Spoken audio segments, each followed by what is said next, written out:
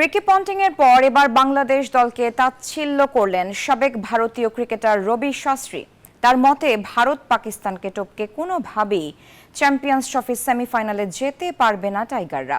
এদিকে শ্রীলঙ্কার কাছে ওয়ানডে সিরিজে ধবল ধোলাইয়ের পরও দল নিয়ে আশাবাদী অস্ট্রেলিয়ার অধিনায়ক স্টিভ স্মিথ।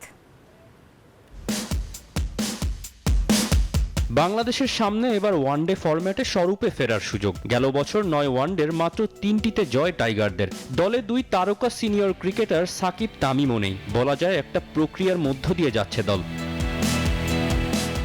চ্যাম্পিয়ন্স ট্রফিতে দলের অভিজ্ঞ বলতে মুশফিক মাহমুদুল্লাহ, তাসকিন, মুস্তাফিজ, মিরাজ অনেকেই। তবে অধিনায়ক শান্ত ফর্মে নেই। টপ অর্ডারে তানজিদ, সৌম্যর ওপর ভরসা করা যায়, তবে মূল আসরে নিজেদের প্রমাণ করতে হবে এই যুগলের। মিডল অর্ডারে হৃদয় জাকের সাপোর্ট দেবেন, আর টাইগারদের সিলভার লাইনিং পেস অ্যাটাকে। নাহিদ রানা, তানজিম সাকিব যে কোনো দিন ভয়ঙ্কর হয়ে উঠতে পারেন। তবুও ভারতের সাবেক ক্রিকেটার রবি শাস্ত্রী মনে করেন বাংলাদেশের জন্য সেমিতে যাওয়াটা অসম্ভব।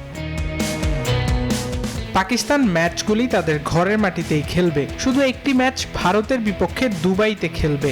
ভারতের মান যথেষ্ট ভালো। আমি মনে করি ওই গ্রুপ থেকে এই দুই দলেরই যাওয়া উচিত। কিছুদিন আগে রিকি পন্টিংও বাংলাদেশকে খাটো করে দেখেছেন, এবার রবি। বাংলাদেশ আগে অনেকবার ভারত পাকিস্তানকে বিপদে ফেলেছে। এটা কঠিন একটা গ্রুপ, তাই অভিজ্ঞতা বিবেচনায় আমি ভারত ও পাকিস্তানকে এগিয়ে রাখবো। এদিকে চ্যাম্পিয়ন্স ট্রফির আগেই শ্রীলঙ্কার কাছে খুব বাজেভাবে ওয়ানডে সিরিজ হেরেছে মাইটি অস্ট্রেলিয়া। তবে অধিনায়ক স্টিভ স্মিথ এখনই নিরাশ হতে নারাজ।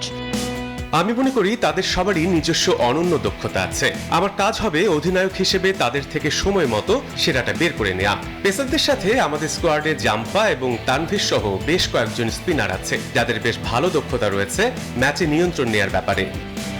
সেমির টিকিট পেতে হলে গ্রুপ পর্বে 2 ম্যাচ জিততে হবে টাইগারদের। সাম্প্রতিক ফর্ম আর শক্তিমত্তা বিবেচনায় যেটা বাংলাদেশের জন্য অনেকটাই কঠিন কাজ। তৌসিফুল হাসান, নিউজ 24।